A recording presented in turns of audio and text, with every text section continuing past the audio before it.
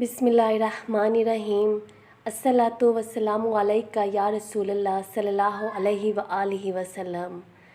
दुरूद शरीफ जो है, जब आप उसका विर्द करते हो, दुरूद पाक को पढ़ना स्टार्ट करते हो, तो अल्लाह ताला के हुक्म से आप दुरूद शरीफ की तरफ मुतवज्जा होते हो। इंसान जितनी भी कोशिश करे ख़ुद को अच्छे कामों की तरफ ले जाए, लेकिन जब तक इंसान पर अल्लाह का हुक्म नहीं होता तो इंसान अच्छे कामों की तरफ नहीं बढ़ सकता। हम जब कोई गुनाह करते हैं या कोई गलत कामों की तरफ जाते हैं, ये भी हमारे रब का हुक्म होता है, वरना हम इंसानों की ये औकात नहीं कि हम खुद से ये काम कर सकें। तो जब आप दुरूद शरीफ पढ़ते हो तो माशाअल्लाह अल्लाह पाक का शुक्र अदा करें कि अल्लाह ताला ने आपको दुरूद पाक पढ़ने के लिए सिलेक्ट किया है। दुरूद पाक जो है वो बहुत कम लोग पढ़ते हैं, और दुरूद पाक पढ़ने वाला जो इंसान है हमेशा कामयाब रहता है।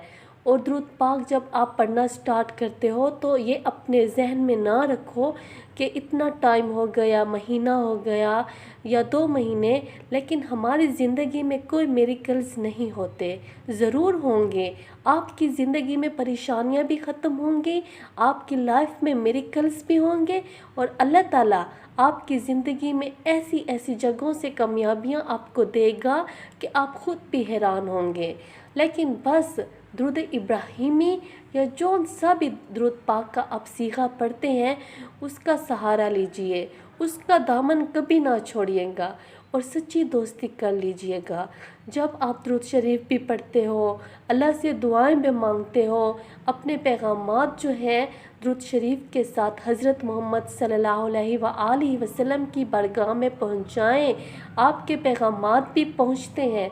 जब इंसान का ताल्लुक़ मोहम्मद सल्लल्लाहु अलैहि वसल्लम से मजबूत हो जाता है तो यकीन जानो आपकी कामयाबियाँ वहीं से स्टार्ट होती हैं।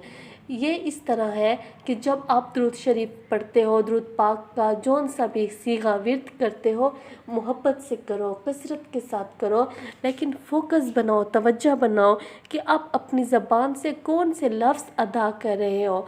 आप परेशान हो, आपका दिल दुखी है, आप खफा हो, तो दुरूद पाक पे फोकस दो। तो आप दुरूद पाक जैसे ही आपकी ज़बान से निकलता है, उसी वक्त जो फरिश्ते जो मुकर्रर होते हैं, आपको उसी वक्त दुरूद पाक जो है हज़रत मोहम्मद सल्लल्लाहु अलैहि वसल्लम की बारगाह में पहुंचाता है। तो और अगर आपके आंसुओं के साथ आपके दिल के जो दुख है, दुखी दिल के साथ आपका दुरूद पाक जब फरिश्ते ले जाते हैं, तो फरिश्ते बताते हैं ये जो बंदा है ये परेशान है, ये खफा है, इसका किसी ने दिल दुखाया है, ये रो रहा है, तो आपके आंसुओं के साथ दुरूद पाक जो है हज़रत मोहम्मद सल्लल्लाहु अलैहि वसल्लम की बारगाह में पहुंचता है। तो हमारे मोहम्मद सल्लल्लाहु अलैहि वसल्लम के पास जब रोज़ाना दिन में कई मरतबा आप दुरूद पाक का विर्द करते हो, कई दफ़ा आप पढ़ते हो, रोज़ाना जब इसी तरीके से दुरूद पाक पढ़ते हो, आप अपनी परेशानियां लोगों के सामने डिस्कस करना बंद कर देते हो, लोगों के सामने अपने गम को छुपाते हो, तो ये और भी अच्छी बात है। आप अपनी ज़िंदगी के आगे के बारे में मत सोचें, क्या पता हम जिस चीज़ के बारे में सोच रहे हैं वहाँ तक हमारी सांसें ही ना हो। तो आपने अपनी ज़िंदगी को अल्लाह के हवाले कर देना है, मोहम्मद सल्लल्लाहु अलैहि वसल्लम के हवाले करना है, और फिर अपनी ज़िंदगी में कामयाबियाँ देखें। जब आप इस तरीके से अपनी ज़िंदगी को जिएंगे तो यकीन मानो 100% गारंटी है कि आपकी परेशानियाँ जो है वो ख़त्म होंगी। आपके ऊपर चाहे जिस भी किस्म के टेंशनें हैं, बस दुरूद पाक का विर्द करें, यकीन से करें, मोहब्बत से करें, इंशाअल्लाह इस तरीके से दुरूद शरीफ को पढ़ें, दुरूद इब्राहिमी को ज़रूर पढ़ें।